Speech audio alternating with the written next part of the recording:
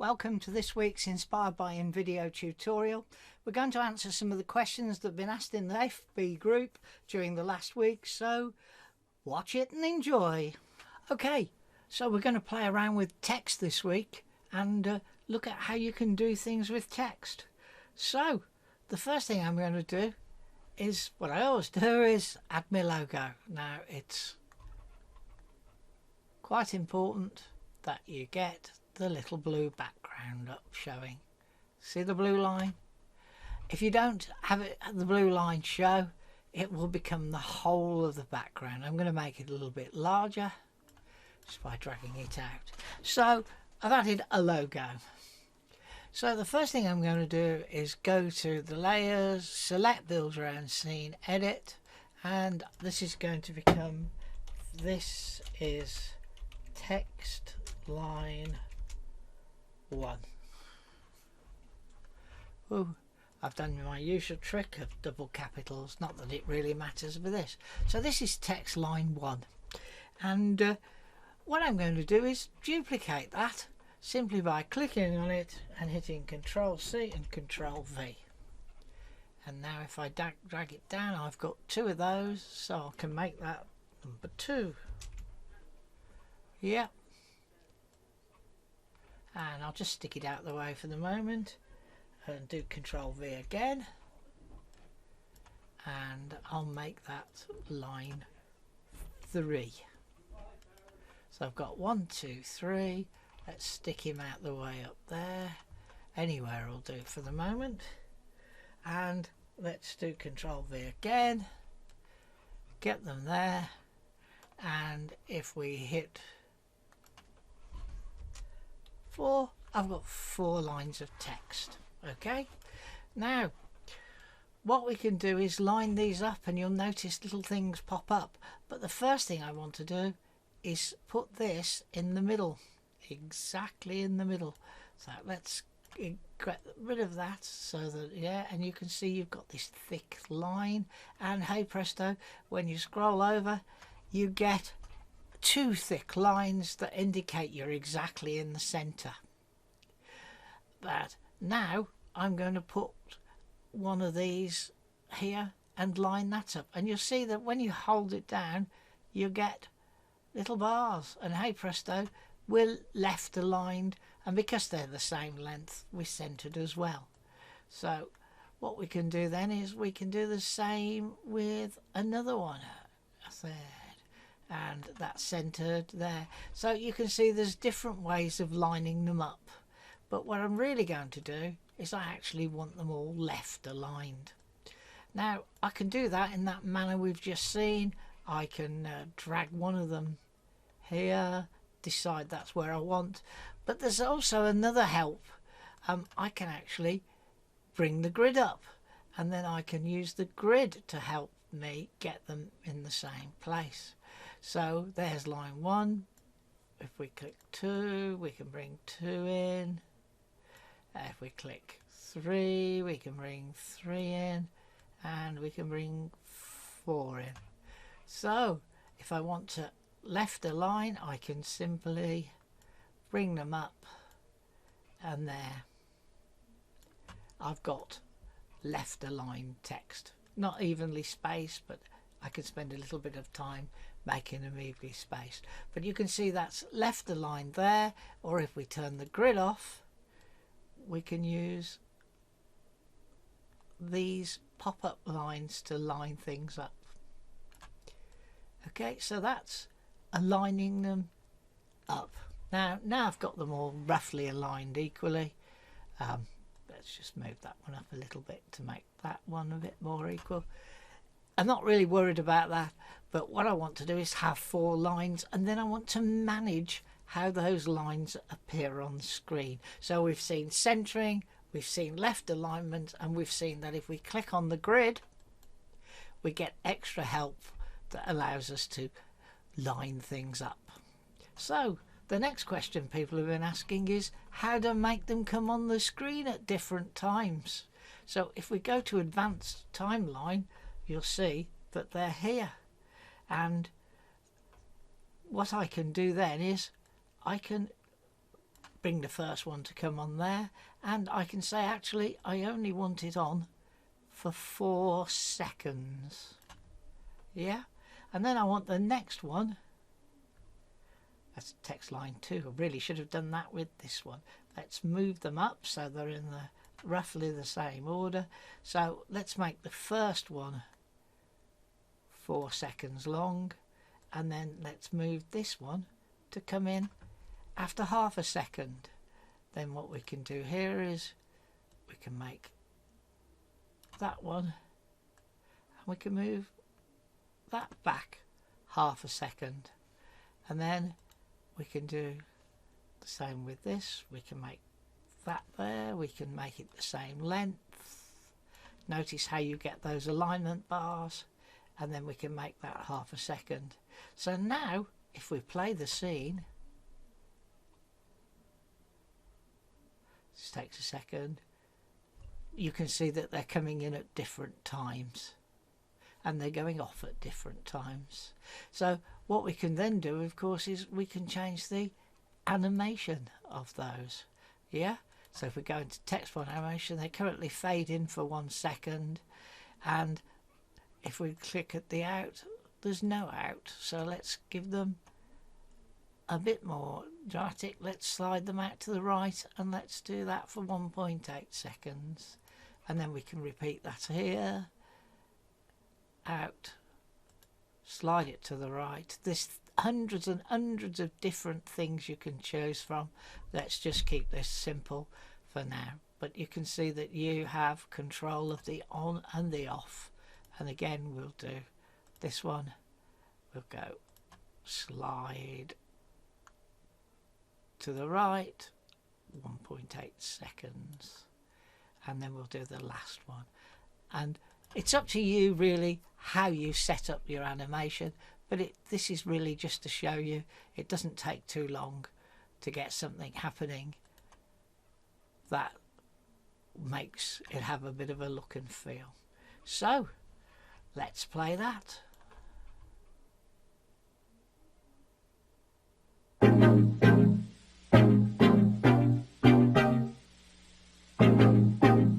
Okay, so hopefully that answers the question that's been asked about how do I make them come on and go off at different times. The answer is you use these bars across here to set the actions and the exits and the timings. So I'll run it again. So you'll see they all fade in one after the other. And then they all slide out to the right. So that's how you can do things with the text. Another question that has been asked is how, if I put a picture in the background, let's use this German police car. I'll just drag it to make it fill the scene. How can I ensure that they stand out? You'll see here that it starts to get a bit difficult to read. Well, the first easy way is to click on it and select drop shadow. Okay, and instantly you'll see it sticks out a lot more than it did before. So if we do all 3 of them, add drop 4 of them, sorry, add drop shadow, you can see instantly that they've come there. But what you can also do is if you go to colours, you can add a box. So that's the text colour. We can add a box. So let's add a red box. I'm being probably a little bit extreme here. Oh. Let's just use my default red. Okay. Clicked off when I didn't mean to. So at the moment it's got no opacity, but if we slide the slider across, you'll see that you can vary the depth and you can keep it quite low, and that also will enhance but still allow you to see what's behind. Now if I change my box shape here, it changes there. If I go to my text, click on my text, click on style, and I lock the font, when I change my box size, although it will still center, it won't change the size of the text. Okay, so by using a combination of fixing the font size and dragging the thing, you can vary the size of the box. And you can see that if we push it up, it still becomes quite tight. So that's creating a box background from there. But the other alternative you can do is you could go to shapes and let's click on shapes. I've added one I didn't want to. I'm just going to delete that, and you can see there's a whole range of shapes here. Yep, gradients, solids, pluses, minus, squares, objects. If you wanted a pretty shape to go behind it, you could click this, add it, stick it over the top, stick it behind, and then if you go to your layers, I'm doing this very quickly, bring the layer above the element. You can then use an element, and it doesn't, obviously I've just picked the 3D one, to give you a background to also make it jump out, but that isn't so good from a transparency viewpoint. On the other hand, if we delete that, there are semi-transparent versions of the different shapes, and for instance we could have used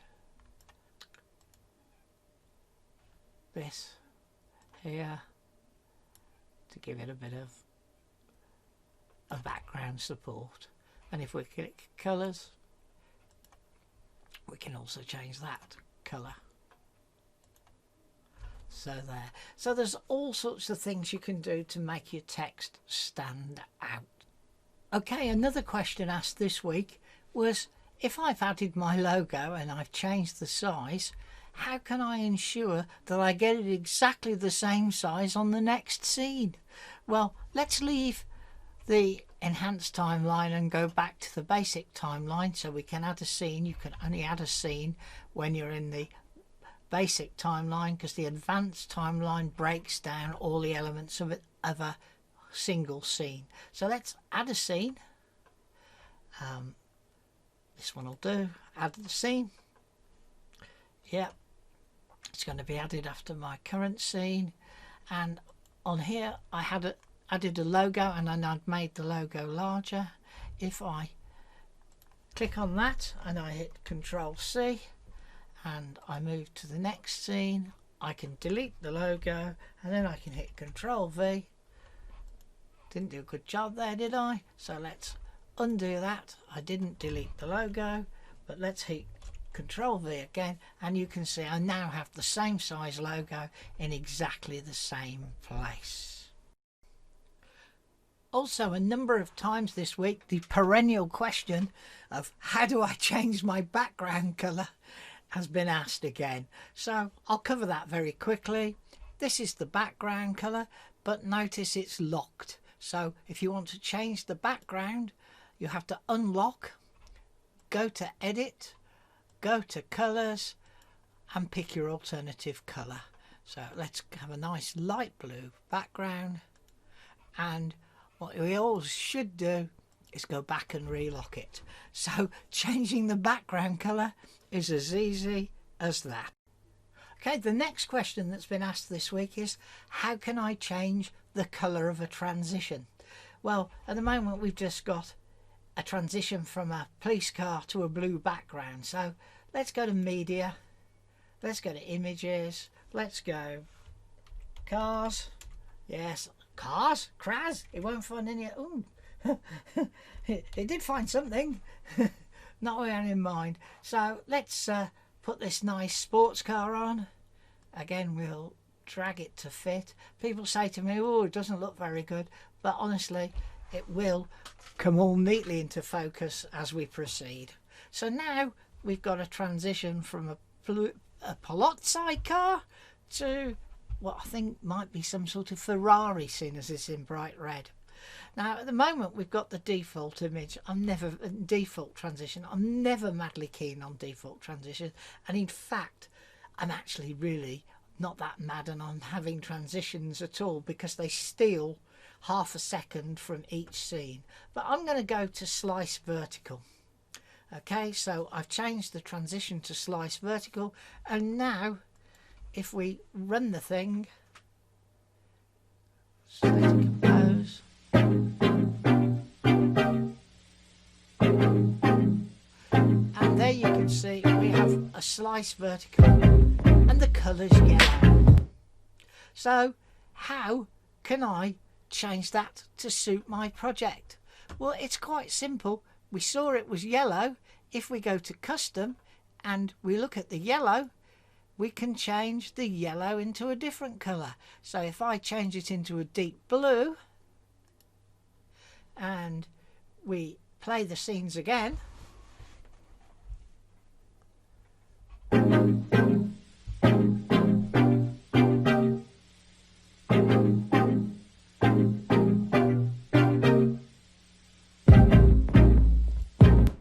you can see that it turned to blue.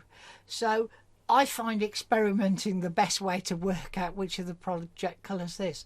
The thing that you must remember is that if you change that project colour and you've used it elsewhere, it will change wherever it's been done. But project colours are about having standard and consistent look and feel throughout the entire project. Right, my last question I'm going to tackle is about music. A gentleman says he can't work out how to change the music, so we're going to change the music on this. So at the moment we've got Mr. Princeton, so what we're going to do is we're going to magically edit and delete. So now we've got no music. If we come over to the left and we click on music, we've currently got the choice of the music collection provided, which is shortly to be enhanced, and my own collection of music that I've put. I'm going to go back to the standard music collection. I'm never sure why we put angry first. I guess it's because it's alphabetical, and I'm going to pick something happy. Okay, now I've got these different things here. The plus adds it to the timeline, and the allows me to listen to it. Not madly keen on that one. Let's find something else. Earl's Barroom Locker. That sounds like a bit of fun. Ugh, bit noisy for me. Eyes on You. That sounds good. I'm going to add Eyes on You. So I've now added it. Now I've deliberately left this bar right over here so as you can see that that marks the insertion point. So if we bring it back to the beginning and we slide it over, it will be at the start. Now we only want 12 seconds of music, but as you can see, you get about 4 minutes. I'm not going to go all the way to the end. So what we're going to do is we're going to click the edit button, and we're going to click trim. Okay, so we reckon we need about 12 seconds. Let's zoom it right down to roughly the right kind of area. Let's zoom in so we can see what we're doing, and now we can accurately bring it to roughly the 12 second mark. Sounds pretty good to me, so let's click done, and hey presto, it's about right. But we're going to do one more thing. We're going to put a fade on the end, and that's really easy to do. You simply put the number of seconds you want, so we're going to have a 1 second fade out, and also you can have a fade in. We're not going to bother with that. So now we've done the music, and now what I'm going to do is I'm actually going to quickly play this so you can hear a bit more.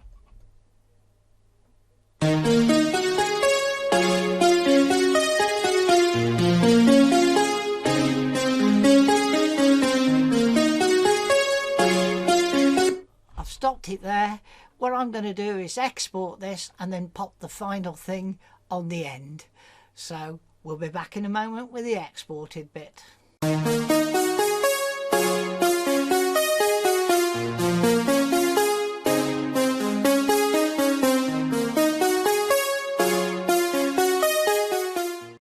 Okay, that's it for this week. We hope you enjoyed it and found it useful, and look forward to seeing you next time. Bye bye.